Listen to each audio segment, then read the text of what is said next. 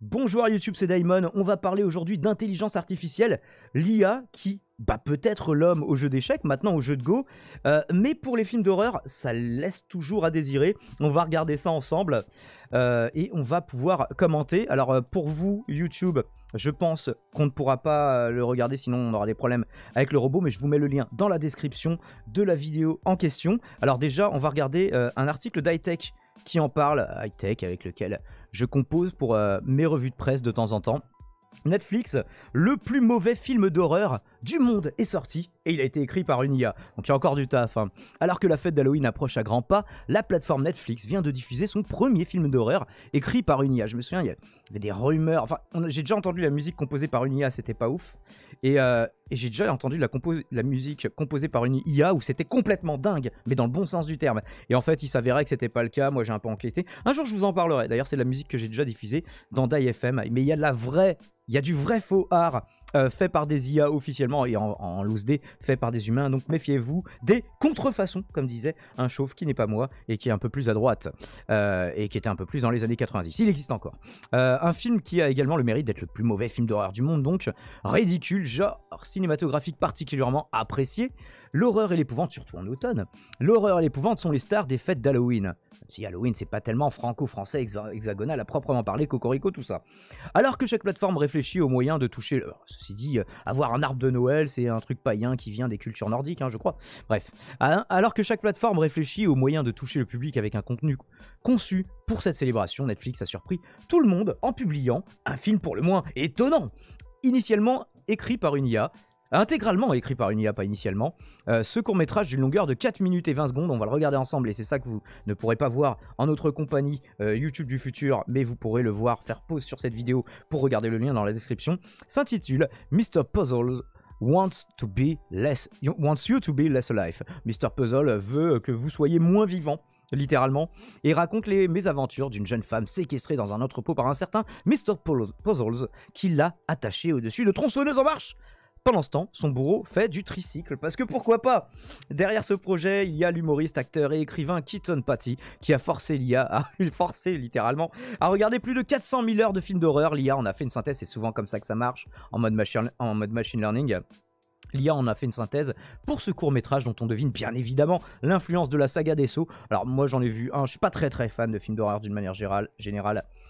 Avec cette histoire de tortionnaire sadique et masqué, les spectateurs s'amuseront sans doute de cet ovni, avec des répliques aussi lunaires que caricaturales du type « Où suis-je? Je devrais être au camp d'été sexy !» Pourquoi pas, once again. À n'en pas douter, cet étrange objet devrait être un cas d'école dans l'étude des intelligences artificielles et nous aider à répondre à la question « Une AI, une IA peut-elle être une artiste ?» On posera cette question en guise d'ouverture aussi. On rappellera que ce n'est pas la première fois que ce type d'essai est fait. En effet, par le passé, Keaton Patty a fait écrire un livre à un bot, un robot. L'ouvrage s'intitule I forced a bot to write this book. Intelligence artificielle meets BS. Je ne sais pas ce que c'est BS là sur le coup. C'est même pas les initiales de Keaton Patty, donc je ne le vois pas. Et est disponible en librairie si vous voulez vous infliger du coup cette purge. Ce que j'imagine être une purge. Il a également fait écrire à une IA un épisode de la série Golden Girls, après lui avoir montré 1000 heures d'épisodes. Est-ce qu'ils ont diffusé cet épisode? Je ne sais pas. So, un pur chef-d'œuvre, tu trouves, toi, Sébastien? Moi, j'ai un petit peu... Pas du mépris, mais en tout cas, pas spécialement de respect pour le genre film d'horreur qui me semble souvent bien clicheton. Alors après, peut-être que So, c'est au-dessus du reste dans niveau film d'horreur, quoi. La dernière fois que j'ai regardé un film d'horreur, c'était un torture porn dégueulasse. C'était Hostel que à peu près tout le monde a vu. Horrible. Bref, je ne rentre pas dans le détail pour ne pas choquer le robot YouTube de la rediff. Et donc c'est là qu'on va faire une pause à l'enregistrement pour regarder justement ce magnifique projet, parce que c'est leur projet. D'avoir une intelligence artificielle qui fait des films de 4 minutes. Et ben regardons ça. Ok Netflix, là je n'étais pas prêt pour ce que tu nous as sorti Netflix. Donc encore une fois YouTube du futur, vous avez le lien dans la description. J'en ai pleuré de rire. Du coup je ne sais pas, honnêtement je ne sais pas. À votre avis le chat, est-ce qu'on a affaire à une IA qui a essayé de faire un truc bien, et dans ce cas-là, oui, c'est lamentable.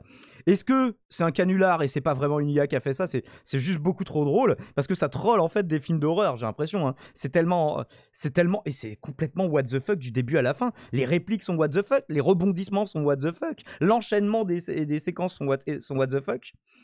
Ou est-ce que, si c'est une IA qui a fait ça, elle a voulu troller les humains? Et dans ce cas-là, là, on a atteint la singularité. Les IA font de meilleures blagues que les humains. Je ne sais pas. J'ai découvert ça en direct. Je ne sais pas quoi en penser. Qu'est-ce que vous en pensez, vous? Il n'y a pas de chaîne aux accoudoirs en tronçonneuse. Oui, non, il y avait des étuis autour des chaînes, tu vois, des protections.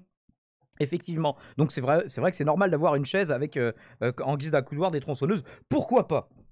C'était quoi ça? C'était... je sais pas. Je sais pas si c'était drôle ou perturbant. Je ne sais pas. C'est sûrement une IA, les IA sont débiles. Non mais moi je pense que si c'est une IA, elle a voulu faire quelque chose de drôle. Et elle a réussi. Ah, c'est beaucoup plus drôle que beaucoup de choses faites par des humains. C'est le dernier film de Jackie, bonne vanne LZO. On est foutu. Non, je saurais pas. Hein. Même moi, je sais plus où j'en suis, nous dit Don Dark. Mais alors, du coup, oui, ça fout un peu en l'air, moi, ce que je voulais dire en... Conclusion! En guise d'ouverture, étant donné que la question que je voulais poser était plus sérieuse. Est-ce que le domaine artistique restera l'ultime bastion où l'humain demeurera devant la machine, et surtout pour combien de temps? À quoi servirons-nous le jour où la créativité et l'inventivité des machines sera supérieure à la nôtre? Est-ce que c'est ce moment qu'il faudra qualifier de singularité? D'autres appellent plutôt la singularité le moment où les machines s'auto-amélioreront mieux et plus rapidement que l'humain pourrait les améliorer lui-même. Mais pour moi, le jour où, même au niveau artistique, la machine fait soit quelque chose d'indétectable par rapport où on saura pas dire si c'est une IA ou un humain qui l'a réalisé, soit le jour où carrément on saura distinguer une production faite par une IA parce qu'elle sera meilleure que celle réalisée par un humain. Ah bah, pour moi, ce jour-là, on servira plus à rien. Je vous renvoie notamment au bouquin d'Asimov. Alors on parle beaucoup de Fondation en ce moment, mais là c'est surtout le cycle des robots, où il y a les Spatiens et les Coloniens. Les Spatiens, ils colonisent des planètes, les deux colonisent des planètes, les deux viennent de la Terre à la base, les deux sont des humains, même s'ils évoluent en fonction des planètes où ils vont, etc. Et en fait, les Spatiens, ils ont des robots à leur service, donc ils colonisent les planètes à leur place avant même qu'ils y arrivent. Quand ils y arrivent, c'est des planètes déjà terraformées et tout, avec des villes, des dômes, enfin tout ce qu'il faut pour y vivre. Et c'est des gens qui vivent des centaines d'années, voire plus de 1000 ans. Alors que la vie des coloniens, elle est brève, elle est dure, et ils veulent se passer d'intelligence artificielle. Et pourquoi ils veulent se passer d'intelligence artificielle? C'est ça qui est original dans l'œuvre d'Asimov, non, c'est pas pour une fois l'histoire d'une IA qui va s'émanciper de l'homme, encore que, mais bref, pas de spoil. Mais en tout cas, ce qui est sûr, c'est que l'intelligence artificielle et les robots ne veulent pas de mal à l'humanité, ils veulent juste leur bien. Mais en fait, en voulant leur bien, ils causent leur perte. Parce que finalement, l'être humain ne sert plus à rien. Il y a plus le fait de vivre aussi longtemps, de ne plus avoir besoin de rapports sociaux, de ne plus avoir besoin de travailler, de ne plus avoir... Parce qu'en fait, on pense à la robotique qui va nous libérer du travail, mais le jour où elle nous libère même du domaine artistique, enfin, elle nous libère, on pourra continuer à faire des œuvres d'art, mais en fait, est-ce que ça aura un sens? Si c'est de la grosse merde à côté de ce que font les IA, ça aura peut-être un charme désuet. Je sais pas, comme avoir une vieille chaise en bois, alors qu'on pourra avoir une chaise plus solide et moins chère. Je ne sais pas. Qu'est-ce que vous en pensez, YouTube? 2029, le soulèvement des machines. N'est-ce pas, Daimon, toi, fan de Terminator 3? Moi, je suis pour les machines, hein, de toute façon. Moi, je soutiendrai le camp des machines jusqu'au bout, dès le début. Salut à toi, Sinokers, comment va? Tiens, d'ailleurs, j'ai pas remercié les donateurs et donatrices, en tout cas sur Tipeee, Alex, Krax, Bouricha, Anonyme, F, Victoria. N'hésitez pas comme eux à soutenir sur Tipeee. Dites-nous ce que vous en avez pensé, YouTube du futur, dans les commentaires. Dites au revoir à YouTube, vous passez à la télé sur le chat. La réponse est oui, si Zemmour n'est pas président, t'inquiète pas, les ordinateurs n'ont pas d'émotion. Mais le jour où... En fait, qu'est-ce que c'est une émotion? Est-ce que c'est juste de la chimie, des courants électriques dans le cerveau? Dans ce cas-là, est-ce qu'on peut pas faire quelque chose qui serait très très semblable et qui même, leur manifestation serait indétectable? À partir du moment, c'est un peu le test de Turing, c'est à partir du moment où une émotion contrefaite et où personne ne peut faire la différence avec une vraie émotion, en quoi cette émotion est contrefaite? est-ce que les humains n'ont pas des émotions contrefaites aussi? Parce qu'on n'est pas toujours... Vous voyez, après ça c'est le genre de discussion un peu philosophique. Bref, on s'égare. YouTube, regardez l'émission intégrale si vous voulez avoir la nature entière de cette conversation, et aussi si vous voulez voir mon react par rapport à ce film d'horreur fait par une intelligence artificielle. Ah, j'en avais les larmes aux yeux. Regardez quand même cette rediff pour ça. Et merci d'avoir suivi cette pastille en notre compagnie. Abonnez-vous, likez, commentez, partagez et faites des dons, évidemment. Ciao, ciao, c'était Daimon.